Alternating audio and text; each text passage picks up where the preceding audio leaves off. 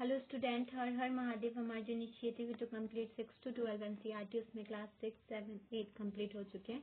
Class 9 का geography हो चुका है। आज है history chapter 3, Nazism and the rise of Hitler. ठीक है, तो इसमें सबसे इम्पोर्टेंट क्या था, फर्स्ट वर्ल्ड वॉर के समय में ना जो जर्मनी था वो ना डिफीट हो गया था। ठीक है, वो हार गया था। तो इसके बाद ना वहाँ पे ना जो खत्म हो गया था, तो जर्मनी के बाद में वहाँ पे जो मोनार्क थे ना वो क्विट कर दिए थे।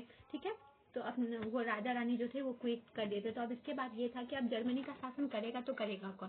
तो फिर उसके बाद ना ये चीज का मतलब जर्मनी का शासन करने के लिए जो उनका जो जिम्मेदारी था उसको ना वेइमार रिपब्लिक को दिया गया। ठीक है, तो इससे क्या हुआ, बर्थ हुआ वेइमार रिपब्लिक का। ये ना एक नेशनल असेंबली था जो वेइमार में यहाँ पे कॉन्स्टिट्यूशन ड्रॉट किया गया था। ठीक है, इसमें क्या था, इसका तो इसमें ना एक कॉन्स्टिट्यूशन को बनाया गया। तो इस कॉन्स्टिट्यूशन में एक डिसीजन लिया गया था कि इस कॉन्स्टिट्यूशन को अब ना आगे कंटिन्यू कौन करेगा। तो इसमें ना बहुत सारा इसका वर्किंग का चीज लिखा गया था कि इसमें क्या क्या होगा। ठीक है, तो इसमें ना इलेक्ट किया गया था कि जर्मन में एक पार्लियामेंट होंगे और रिच स्टेट जिसको बोला जाएगा। ठीक है, तो ये डेमोक्रेटिक कॉन्स्टिट्यूशन था जिसमें फेडरल स्ट्रक्चर भी था। ठीक है, इसमें अडल्ट फ्रेंचाइजी भी दिया गया था जहाँ पे हर एक एडल्ट जो वुमेन थी उनको भी हक मिलेगा, ताकि वो सब ना वहाँ पे क्या कर सकेगी, वोट कर सकेगी अपने कंट्री के लिए। ठीक है, तो इसके बाद क्या है, फेडरलिज्म क्या होता है, सबसे इम्पोर्टेंट वर्ड क्या जो आया कि फेडरल स्ट्रक्चर जो बनेगा। तो फेडरलिज्म क्या होता है, तो फेडरलिज्म उस टाइप का गवर्नमेंट होता है जहाँ पे ना सेंट्रल अथॉरिटी भी होते हैं और वेरियस कॉन्स्टिट्यूएंट यूनिट्स भी होते हैं कंट्री के। ठीक है, मतलब कि ना वहाँ पे देश भी जो मतलब कि सेंट्रल गवर्नमेंट भी होंगे और स्टेट गवर्नमेंट भी होंगे, यही होता है। ठीक है, जैसे अपने इंडिया के पॉइंट ऑफ व्यू से समझ लो, जैसे कि सेंटर पे पीएम होते हैं और फिर अगर स्टेट में मानो तो सीएम होते हैं, चीफ मिनिस्टर। ठीक है, तो यही हुआ, मतलब ये दोनों मिलके शासन करते हैं ना, स्टेट पे सीएम करते हैं, फिर सेंट्रल के ऊपर इसके ऊपर रहते हैं पीएम। तो इनको बोला जाएगा फेडरल टाइप्स ऑफ स्ट्रक्चर। ठीक है, फेडरल स्ट्रक्चर हो जाएगा ये। अब इसके बाद क्या हुआ कि ना इसका डिफेक्ट क्या हुआ, तो इसका डिफेक्ट क्या हुआ कि प्रोपोर्शनल रिप्रेजेंटेशन इसमें मिला, जिसमें ना मेजोरिटी और one party near impossible task which lead to rule by a collision. तो इसमें ऐसा था कि अगर कोलाइजन हो तो कोलाइजन से भी या वन पार्टी भी रूल कर सकता है जर्मनी को। ठीक है, तो टारगेट था विन करने का 150 वोट्स। तो इसमें अब कितना विन करना था, 150 वोट्स। ठीक है, तो ना कि अब ये आपको कैसे समझा, मतलब कि जिसमें अब इसमें 150 वोट अगर बाई चांस टारगेट है कि 150 वोट होना चाहिए ओवरऑल, तो इसमें जो हाईएस्ट लेके आएगा वो पार्टी को वो वोट करेगी। या तो फिर अगर दो पार्टी मिल गया, अगर सबके पास कम है तो दो पार्टी अपने से मिल के फिर वो मिलके वो न्यू अपना गवर्नमेंट बनाएगी। ठीक है, आर्टिकल 48 में ना gave the president the power to impose emergency, suspended civil rights and rule by the decree। और इसमें आर्टिकल 48 में ये भी दिया गया था कि ना गवर्नमेंट को इम्पोज के इमरजेंसी के टाइम में इमरजेंसी इम्पोज कर सकते हैं और फिर सस्पेंड कर सकते हैं सिविल राइट को। जैसे कि सिविल राइट में ना सिर्फ 20 और 21 ही रहता है, बाकी सारा इम्पोज सस्पेंड कर दिया जाता है। राइट ऑफ लाइफ, बाकी जितने भी फ्रीडम ऑफ स्पीच है, रिलीजन है, सारे को खत्म कर दिया जाता है। क्योंकि जब देश का जी जाता है, जब देश के बारे में आता है तो देश पहले देखा जाता है, फिर उसके बाद जनता को देखा जाता है। The republic was not received well by its own people, largely because of its had acceptance peace treaty of Versailles। और ये जो ना रिपब्लिक था ना वो ना उनके ही जो यहाँ के जर्मनी के पीपुल थे उनके द्वारा ना एक्सेप्ट नहीं किया जा रहा था, क्योंकि जो ट्रीटी ऑफ वर्सैली था जिसमें किया गया था जर्मन डिफीट के बारे में, जर्मन डिफीट जो फर्स्ट वर्ल्ड वॉर के बाद हुआ था वो बहुत ज्यादा वो ना बहुत ज्यादा प्रॉब्लम क्रिएट कर रहा था। अब देखो ट्रीटी ऑफ वर्सैली क्या है, ट्रीटी ऑफ वर्सैली क्या है, देखो ट्रीटी ऑफ वर्सैली में इसमें बताया गया था, ये रिटन एग्रीमेंट हुआ था टू कंट्री के बीच में।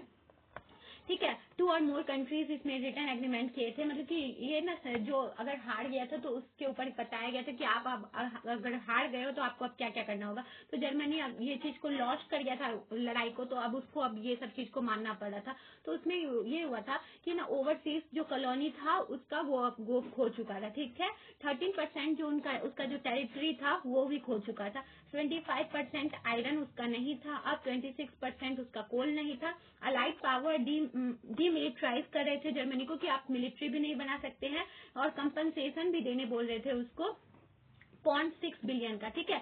लॉस रिसोर्स रिच राइनलैंड, और फिर ना वो अपना जो जिसमें उसका बहुत ज्यादा रिसोर्स था, जिस पार्ट में उसके जर्मनी का, वो भी खो चुका था, उसका नाम राइनलैंड था, ठीक है। और मैनी जर्मन्स ना जो हेल्ड करते new Weimar Republic responsible for not only the defeat in the war but the disgrace at Versailles और डिसग्रेस एट द वर्सेली। और इसमें ना ये था कि जो वेमार रिपब्लिक के जो जितने भी पीपुल थे, वो सबकी वजह से ये वो सब इसमें तो एक तो हारे भी थे, वो जो वर्ल्ड वॉर हुआ था, फर्स्ट वर्ल्ड वॉर में वो हारे भी थे, और उसके बाद जो इन पे हो रहा था वर्सेलीज का जो डिसग्रेस हो रहा था डिफीट का, वो भी उन पे ही उन्हीं की वजह से हो रहा था। अब देखो इफेक्ट क्या हुआ था वॉर का, ठीक है।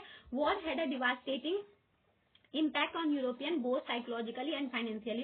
तो इसमें क्या हो गया था, वो ऐसा नहीं था कि सिर्फ ना साइकोलॉजिकली, ये ना इकोनॉमिकली भी यूरोप पे बहुत ज्यादा डिवास्टेटिंग इम्पैक्ट डाल रहा था इंटायर कंट्री पे, ठीक है। फ्रॉम बीइंग अ क्रेडिटर, पैसा उधार देने से लेके ना डेप्टर, पैसा उधार लेने वाला बन गया था यूरोपियन, ठीक है, ठीक है। The supporter of the Weimar republic were criticise and become easy targets of attack in the conservative nationalist circle. तो अब ना इसको जो सपोर्टर थे ना वेमार रिपब्लिक को, उसको ना क्या किया जा रहा था कि उसको क्रिटिसाइज किया जा रहा था कि आप कुछ नहीं कर पा रहे हो, और फिर उसको टारगेट में लिया जा रहा था किसके द्वारा, कंजर्वेटिव नेशनलिस्ट जो थे उस टाइम के, ठीक है। सोल्जर ना आए थे placed above civilians, soldiers came to be placed above civilians के पास। Aggressive war propaganda and national honour became important. अब जो वॉर प्रोपेगेंडा था और नेशनल ऑनर का जितना भी बात था वो सब ना इम्पोर्टेंट हो गया था अब जर्मनी के लिए, ठीक है। जर्मनी अब इस पॉइंट ऑफ व्यू से सोच रहा था। अब क्या था, political radicalism and economic crisis. Radicalism क्या होता है, ये बिलीफ होता है सोसाइटी का, ताकि ये बिलीफ ऐसा बिलीफ होता है कि सोसाइटी को अब चेंज होना चाहिए। इसमें ना change are only possible through revolutionary means, और इसमें चेंज किस तरीके से हो सकता है, रेवोल्यूशनरी मीन्स के द्वारा ही, ठीक है। रेवोल्यूशन करना पड़ेगा। तो इसमें ना इस प्रैक्टिस लीग को स्टेबलाइज किया गया था, जिसमें ना पैटर्न ऑफ बोल्शेविक रेवोल्यूशन था रशिया का, ठीक है। ये बोल्शेविक रेवोल्यूशन का एक पार्ट था जो इस प्रैक्टिस द्वारा लागू किया गया था। इस प्रैक्टिस जो स्टेबलाइज किए थे उनके द्वारा लागू किया गया था। अब इस प्रैक्टिस लीग क्या होता है और फिर ये कैसे फॉर्म हुआ था जर्मनी में, इसके बारे में। तो इस प्रैक्टिस लीग वो रेवोल्यूशनरी ग्रुप था, सोशलिस्ट ग्रुप था जर्मनी का, जो फर्स्ट वर्ल्ड वॉर के समय में स्टेबलाइज हुआ था, और फिर ये ना बहुत बड़ा मूवमेंट बन रहा था, जिसमें बहुत सारे वर्कर थे और इस मूवमेंट को ज्वाइन किए थे और डिमांड कर रहे थे कि सोवियत स्टाइल गवर्नमेंट का, जैसे कि सोवियत में है ना, मतलब सोवियत में जो भी जिस टाइप के थे सोशियोलॉजिकल टाइप से जो गवर्नमेंट थे, सोशल टाइप से गवर्नमेंट है, वो उसी टाइप का सोशलिज्म वाले गवर्नमेंट को चाह रहे थे, ठीक है। As Germany was undergoing financial crisis because of their participation in the first world war. जैसे कि जर्मनी में फाइनेंशियल क्राइसिस देखने को मिल रहा था, क्यों, क्योंकि वो जो फर्स्ट वर्ल्ड वॉर में पार्टिसिपेट किया था, तो इसकी वजह से ना लीग फॉर्म किया गया था ताकि वो अपोज कर सके वॉर को और स्टेबलाइज कर सके सोवियत स्टाइल का गवर्नमेंट का जर्मनी में, ठीक है। मतलब उनको भी ना सेकुलर गवर्नमेंट चाहिए था, डेमोक्रेटिक टाइप से गवर्नमेंट चाहिए था, ठीक है। The practice founded the communist party of Germany. और जो इस प्रैक्टिस थे जो जर्मनी में, वो ना अब यहाँ पे किस टाइप का गवर्नमेंट को फाउंड किए थे, कम्युनिस्ट पार्टी ऑफ जर्मनी को, ठीक है, फाउंड किए थे।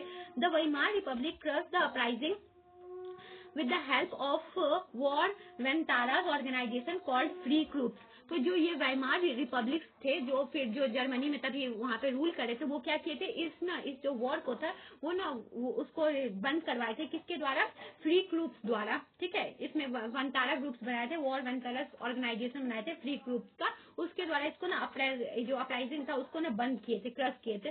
1923 में ना जर्मनी रिफ्यूज किया था कि न पे करना war compensation, so France occupied it's leading industrial area rule.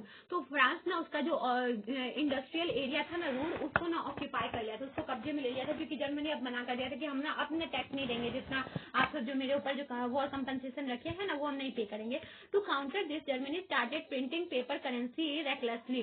तो इस चीज को खत्म करने के लिए ना जर्मनी अपना पेपर करेंसी रेकलेसली, मतलब बिना किसी रुकावट के स्टार्ट कर दिया प्रिंट करना, ठीक है। The value of mark collapsed and the price of goods rose, there was hyperinflation. और इसकी वजह से क्या हो गया, हाइपर हाइपर इन्फ्लेशन का जैसा नौबत पैदा हो गया, क्योंकि अपना ही करेंसी को ज्यादा से ज्यादा प्रिंट करने से ऐसा नहीं होता है कि इन्फ्लेशन खत्म हो जाता है, इससे हाइपर इन्फ्लेशन हो जाता है, क्योंकि इससे मार्क जो होता है कोलैप्स कर जाता है और फिर प्राइस जो गुड का होता है वो ज्यादा से ज्यादा बढ़ने लगता है। अब देखो इसके बाद है द ईयर ऑफ डिप्रेशन, जो डिप्रेशन का ईयर था। The wall street exchange crash in 1929, जो वॉल स्ट्रीट एक्सचेंज था वो ना 1929 में ना क्रैश हो गया, ठीक है। Between 1929 and 1932 the national income of the USA fail by half, और जो नेशनल इनकम था यूएसए का वो ना आधा हो गया था, ठीक है। The effect of this recession in the US economy was felt world wide, और जो यूएस में अगर हुआ है तो यूएस का जो ये इकोनॉमी में अगर ये चीज फेल्ट करेगा ये रिसेशन, तो ये वर्ल्ड वाइड भी देखने को मिला, ठीक है। इफेक्ट ऑन जर्मनी, अब जर्मनी पे क्या इफेक्ट हुआ था इस रिसेशन का, तो जर्मनी पे इस रिसेशन का इफेक्ट हुआ था कि इंडस्ट्रियल जो प्रोडक्शन था वो रिड्यूस हो गया था, वर्कर अपना ना जॉब लॉस्ट करने लगे थे, अब उनके पास जॉब भी नहीं था, ठीक है। वर्कर्स के पास youth took to criminal activities, अब यूथ क्या करने लगे थे, क्रिमिनल एक्टिविटीज पे उतर गए थे कि उनको खाने के लिए कुछ भी चाहिए था तो अब वो मारपीट करके ही खाना ले रहे थे, ठीक है। स्मॉल बिजनेस और सेल्फ एम्प्लॉयड जो थे वो सफर कर रहे थे अपने बिजनेस को चलाने में, ठीक है, अपने बिजनेस को भी सही तरीके से नहीं चला पा रहे थे। People lost confidence in the democratic parliamentary system which seem to offer no solution, और पीपुल ना ये चीज सोच लिए थे कि अब डेमोक्रेटिक गवर्नमेंट हम तक कुछ नहीं कर सकते हैं, डेमोक्रेटिक गवर्नमेंट को उनको ना अब विश्वास नहीं था, तो ना वो अब विश्वास खोना स्टार्ट कर दिए थे। अब ना उसके बाद न्यू सॉल्यूशन को अब वो सब चाह रहे थे, तब इसी में ना हिटलर का राइज हुआ। अब हिटलर जो जर्मनी के थे उनका राइज अभी हुआ था, ठीक है। इसके बाद तो ये ना हिटलर बॉर्न हुए थे ऑस्ट्रिया में 20 अप्रैल 1889 को, और फिर ना ये मैसेंजर और कॉर्पल के रूप में a person at a low level in the army और air force in the first world war, ये ना मैसेंजर के रूप में काम कर रहे थे फर्स्ट वर्ल्ड वॉर के समय में, ठीक है, आर्मी में, ठीक है। और ये ज्वाइन किए थे German worker party and renamed it national socialist German worker party, वो ज्वाइन किए थे जर्मन नेशनल वर्कर पार्टी को और उसको ना रीनेम किए थे, उसका नाम बदल दिए थे, national socialist German worker party कर दिए थे, ठीक है। और उसके बाद ना वो ना अपना एक ना ही letter come to be known as Nazi party, और उसके बाद उसका नाम फिर उसके बाद भी उसको बदले और उसके बाद उसका पार्टी का नाम रख दिए थे नाजी पार्टी, ठीक है। 1932 में ना लार्जेस्ट पार्टी बन गया था 37 वोट से, ये जो नाजी पार्टी था वो लार्जेस्ट पार्टी बन गया था 37 वोट से, ठीक है। उसके बाद क्या हुआ था ना, फिर उसके बाद ना द डिस्ट्रक्शन ऑफ डेमोक्रेसी, अब डेमोक्रेसी का डिस्ट्रक्शन कैसे हुआ, ठीक है। द डिस्ट्रक्शन ऑफ डेमोक्रेसी, देखो अब क्या हुआ था 30 जनवरी 1933 को ना हिटलर अचीव कर लिया था हाईएस्ट पोजीशन कैबिनेट मिनिस्टर में, क्योंकि उनके पास बहुत ज्यादा वोट आ गया था तो वो हाईएस्ट पोजीशन अचीव कर लिए थे। Hitler now set out to dismantle the structure of democratic rule, अब वो क्या चाह रहे थे कि वो डेमोक्रेटिक रूल जो है ना उसको खत्म कर दे, अब उसको पूरी तरीके से खत्म करना चाहते थे हिटलर, ठीक है। The fire decree of 28 February 1933 suspended civic rights like freedom of speech press and assembly, अब जो फायर डिक्री 28 फरवरी 1933 का हुआ था उसमें ना वो ना क्या कर दिए थे, जितने भी सिविल राइट थे, right to freedom of speech press और असेंबली का, वो सबको वो बंद कर दिए थे, सबको खत्म कर दिए थे। अब ये फायर डिक्री क्या होता है, सबसे इंपॉर्टेंट वर्ड क्या है, फायर डिक्री। इफ ना communist were hurriedly packed off to newly stabilise concentration camps, तो इसमें ना न्यूली स्टेबलाइज जो किया गया था कंसंट्रेशन कैंप उसके बारे में था ये कम्युनिस्ट पार्टी द्वारा, ठीक है। All political parties were banned, तो इसमें क्या हो गया था, जितने भी पॉलिटिकल पार्टी थे, मतलब इसमें ऐसा था कि अब सिर्फ एक ही पार्टी चलेगा और जितने भी पॉलिटिकल पार्टी उनको बैन कर दिया जाएगा। Special surveillance and security force were created to control the people and rule with impunity, और इसमें ना ये होगा कि ना स्पेशल सर्विलेंस और सिक्योरिटी फोर्स का निर्माण होगा जो कंट्रोल करेगा पीपुल को, और इम्प्यूनिटी दंड नहीं मिलने वाला रूल अभी स्टार्ट होगा, ठीक है। अब रिकंस्ट्रक्शन क्या होगा, रिकंस्ट्रक्शन क्या है, रिकंस्ट्रक्शन है Hjalmar Schacht took over the responsibility of economic recovery, अब जो यहाँ पे ना हल्जमार स्केच थे, एक पर्सन थे, वो बोले थे कि अब ना वो करेंगे इकोनॉमिक रिकवरी करेंगे, ठीक है, अब इस देश का जर्मनी का, ठीक है। The state funded project produce the famous German super highways and the people car the Volkswagen, तो उसके बाद में वो प्रोजेक्ट स्टार्ट किया और famous German super highway car भी बनाए थे वॉल्किस मैन, ठीक है। ठीक है। अब उसके बाद ना जर्मनी अपना स्टार्ट कर दिया था अपने चीज को मतलब अपनी चीजों को फैलाने में, ठीक है। हिटलर ऑक्यूपाई कर लिए थे रीनलैंड को 1936 में। ही integrated joined Austria and Germany in 1938, और वो ना ज्वाइन कर लिए थे ऑस्ट्रिया को 1938 में, ठीक है। एक्वायर्ड जर्मनी स्पीकिंग सुडेंटलैंड, और एक्वायर भी कर लिए थे जर्मनी के स्पीकिंग, जो जर्मनी जहाँ पे बोला जाता था सुडेंटलैंड में, उसको भी एक्वायर कर लिए थे। Hitler choose war to recover from economic crisis, तो वो ना वो क्या सोच रहे थे कि हम ना वॉर करेंगे, इकोनॉमिक क्राइसिस में निकलने के लिए वो क्या करेंगे, वॉर करने के लिए वो सोच रहे थे कि हम वॉर ही करेंगे। हिटलर को यही चीज समझ में आ रहा था, ठीक है। अब आया वर्ल्ड वॉर सेकेंड का टाइम, ठीक है। वर्ल्ड वॉर सेकेंड का टाइम, तो सितंबर 1939 में Germany invade Poland, start a war with France and England. अब क्या किया था 1939 को सितंबर में जर्मनी ना इन्वेड कर लिया था पोलैंड को, और उसके बाद ना स्टार्ट कर दिया था वॉर फ्रांस और इंग्लैंड के साथ।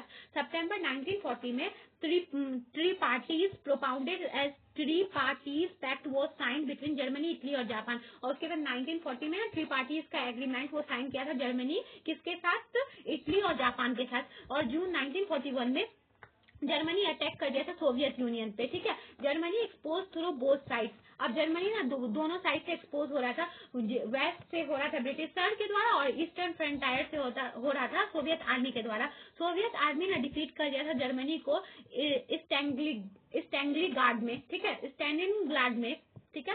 Japan bomb the US base at Pearl Harbor, और जापान क्या कर दिया था पर्ल हार्बर में ना यूएस को ना बॉम्बिंग, यूएस पे बॉम्बिंग कर दिया था। फिर यूएस भी इंटर हो गया था वॉर में। अगर जापान उसको बिना वजह के उस पे वॉर अगर करेगा तो यूएस भी इस वॉर में फिर स्टार्ट हो गया था, ठीक है। यूएस ड्रॉप, फिर यूएस ना हिरोशिमा और नागासाकी का जो जापान का जो प्लेस था उस पे वो ना क्या किया, वो भी बॉम्बिंग कर दिया, ठीक है। तो मतलब पहले इसमें कौन कौन थे, इससे पहले ये वॉर पहले चल रहा था किसके किसके, जर्मनी, इटली और जापान पहले साइन किए थे। जर्मनी पहले फ्रांस और इंग्लैंड पे वॉर स्टार्ट किया था, फिर सोवियत यूनियन पे, और उसके बाद फिर वो क्या किया था, जापान जो इसमें साइन किया था जर्मनी के सपोर्टर में था, तो जापान क्या किया उसमें ना फिर वो अमेरिका पे भी कर दिया, तो अमेरिका भी अब वॉर में आ गया था। तो मतलब अब महान महान जो पार्टी थे, जितने भी महान शक्ति थे उस टाइम के, सारे अब आ गए थे वर्ल्ड वॉर में, तो इसीलिए वो वर्ल्ड वॉर स्टार्ट हो गया था, ठीक है। तो फिर जब अगर जापान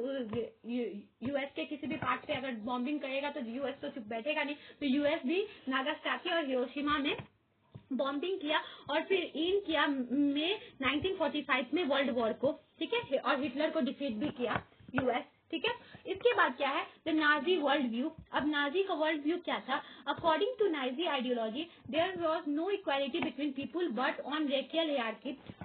नाजी के व्यू में क्या था कि ना कोई भी इक्वालिटी नहीं हो सकता है पीपुल में, ठीक है, रेशियल हायरार्की हो सकता है। नॉर्डिक जर्मन आर्यन जो थे वो टॉप पे थे, यूएस को वो सबसे लास्ट में मानते थे, और अदर रेसेस को बिटवीन में रखते थे। वो ना रेस के हिसाब से आदमी को समझते थे, मतलब कि आर्यन है अगर तो वो टॉप है, जूएस है तो लोएस्ट है, और जितने भी और सब रेस के हैं वो सब ना बीच में है, ठीक है। वो इस हिसाब से चलाते थे। New territories had to be acquired for settlement of Nordic German Aryan race.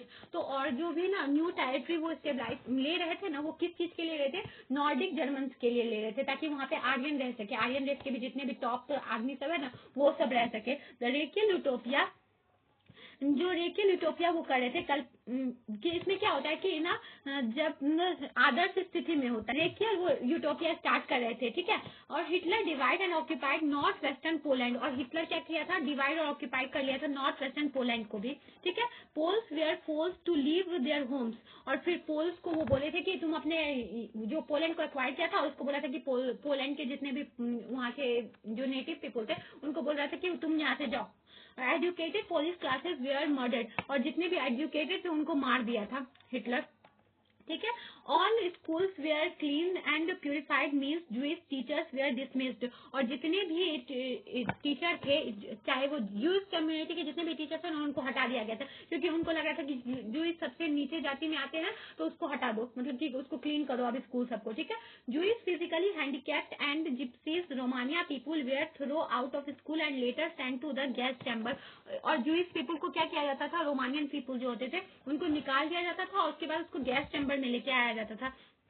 इस गैस चैम्बर में क्या होता था, ये ना प्रोलॉन्ग आइडियोलॉजी था, training of good German student, school text were rewritten, और ये ना मतलब कि उस गैस चैम्बर में उनको लाके जहरीला गैस फिर उनको मार दिया जाता था, और वो सोच रहे थे कि गुड जर्मन स्टूडेंट बनने के लिए इस आइडियोलॉजिकल ट्रेनिंग का जरूरी है, और वो ना क्या किए थे, अब ना री रिटर्न करने लगे थे टेक्स्ट बुक को भी, कि racial science were introduce to justify Nazi idea of race, और रेशियल साइंस को वो स्टार्ट किए थे ताकि ना वो जस्टिफाइड कर सके कि अगर नाजी का आइडिया ये है तो वो चीज को जस्टिफाइड कर सके, और बच्चे पढ़े और बोले कि हाँ कोई बात नहीं, गलत नहीं है, ये नाजी आइडिया सही है, ठीक है।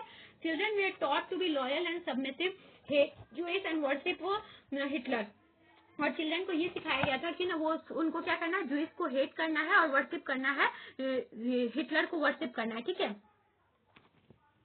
हेट करना है जर्मनी को, हेट करना है सॉरी ज्यूज को, और वर्शिप करना है हिटलर को, ठीक है। 10 year old had to enter Jungvolk, और 10 ईयर ओल्ड जो होते थे ना उनको जंग ब्लॉक में इंटर करवा दिया जाता था, जंग ब्लॉक क्लास 9। तो इसमें ना जंग ब्लॉक क्या था, तो जंग ब्लॉक का मतलब होता था कि ना नाजी यूथ ग्रुप जो चिल्ड्रन बिलो 14 ईयर के एज के होते थे ना उनको बोला जाता था जंग ब्लॉक, ठीक है। 14 ईयर में ऑल बॉयज जो होते थे वो नाजी यूथ ऑर्गेनाइजेशन को ज्वाइन करते थे, जो हिटलर का यूथ ऑर्गेनाइजेशन था, और इसमें ना लेबर सर्विस एट 18 तक, और वो ज्वाइन करते थे लेबर सर्विस को 18 तक, ठीक है। उसके बाद नाजी कल्ट ऑफ मदरहुड, अब नाजी कल्ट ऑफ मदरहुड के बारे में बताया जा रहा है, ठीक है। Boys were taught to aggressive masculine and steel hearted, अब बॉयज को क्या सिखाया जाता था इसमें नाजी कल्ट ऑफ मदरहुड में, कि ना बॉयज को क्या होना चाहिए, कि ना उनको अग्रेसिव होना चाहिए, मैस्कुलिन होना चाहिए, और स्टील हार्टेड होना चाहिए। गर्ल्स को सिखाया जाता था कि वो गुड मदर हो और real pure blooded iron children को जन्म दे, ठीक है। वो उनको बताया जा रहा था कि वो गुड मदर बने और real pure blooded Aryan children को जन्म दे। All mothers were not treated equally, और हर एक माँ को इक्वली ट्रीटेड ना किया गया था।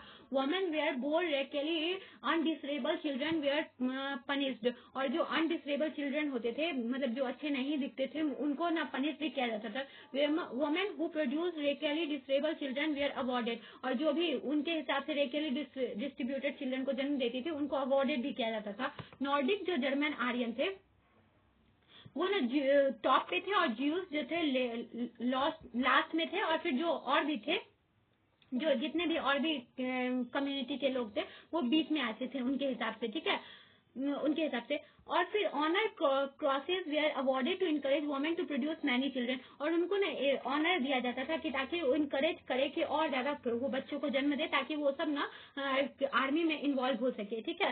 Women who did not follow prescribe code of conduct were publicly condemned and severely punished, और जो ये वुमेन ना इस चीज को नहीं मानती थी उनको ना पब्लिकली कंडेम किया जाता था, और उसके बाद ना उनको ना ये भी किया जाता था, पनिश भी किया जाता था, सेवरली पनिश भी किया जाता था। द आर्ट ऑफ प्रोपेगेंडा, अब आर्ट ऑफ प्रोपेगेंडा क्या है, ये ना प्रोपेगेंडा है dissemination of information, facts, argument, rumours, half truth और lies to influence public opinion. ये प्रोपेगेंडा ऐसा था कि अगर कोई भी गलत इन्फॉर्मेशन, फैक्ट या रूमर फैलाएगा जो पब्लिक ओपिनियन को बदलेगा तो उस चीज के लिए था, ठीक है। मास किलिंग होता था, term special treatment, final solution, enthusiasm, selection and disinfection. Mass killing होता था स्पेशल ट्रीटमेंट को लेके या फाइनल सॉल्यूशन, इंथुजियाज्म को लेके, सिलेक्शन या डिसइंफेक्शन को भी लेके।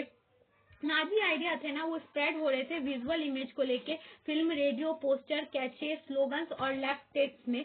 इन poster in image of German such as Jews were shows as evil, और पोस्टर में ऐसा दिखाया जाता था कि जो ज्यूज है ना वो ना जर्मन के लिए इविल के रूप में है, ठीक है, इस हिसाब से दिखाया जाता था।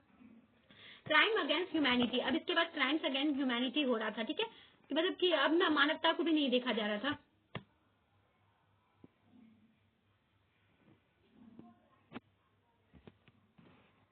Crimes against many people were influence by the idea of Nazi, और बहुत सारे पीपुल जो थे ना वो आइडिया जो था नाजी का उससे इन्फ्लुएंस थे। They believe that Nazi would bring prosperity and improve general wellbeing, और वो सोचते थे कि नाजी जो है ना वो इम्प्रूव करेगा और जनरल वेलबींग लाएगा सबके लिए, ठीक है। Large majority of German were passive onlooker, और फिर वो सोच रहे थे कि जो पैसिव ऑन लुकर बन रहे थे और वो सोच रहे थे कि ये जो कर रहे हैं वो सही कर रहे हैं। Every German was not a Nazi, और हर एक जर्मन नाजी नहीं है। The Holocaust, the Holocaust. अब इससे क्या बताया जा रहा है, अब हॉलोकॉस्ट क्या होता था, ये ज्यूज कलेक्ट करते थे और प्रिजर्व करते थे डॉक्यूमेंट जिसमें वो रॉट किए थे diaries, keep notebooks and created achieves which was called Holocaust. और ज्यूज ने अपने बारे में लिखे थे, अपने डायरीज लिखे थे, वो ना क्रिएट किए थे अचीवर्स, उसी को बोला जा रहा था हॉलोकॉस्ट। ठीक है, ज्यूज वांटेड, अब ज्यूज क्या चाहते थे कि ना जो वर्ल्ड वॉर रिमेम्बर किया जाए, उनके आर्टोक्रिटिस और सफरिंग को जो नाजी उनके ऊपर कर रहे थे, किलिंग और सफरिंग जो उनके ऊपर नाजी कर रहे थे, वही चाह रहे थे कि ज्यूज की ना उस चीज को ना सब याद रखे कि किस हिसाब से ज्यूज के साथ किया गया था। उनके मतलब कि मानवता को भी मतलब सही तरीके से नहीं देखा गया था और फिर उनके साथ जानवरों जैसा सलूक किया गया था। ठीक है, उस चीज के लिए ना वो अपना लिखे थे, इसमें बस यही बताया गया था। ठीक है,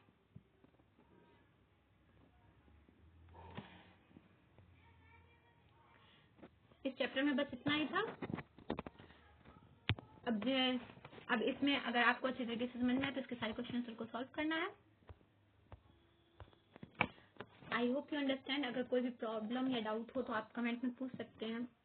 थैंक यू।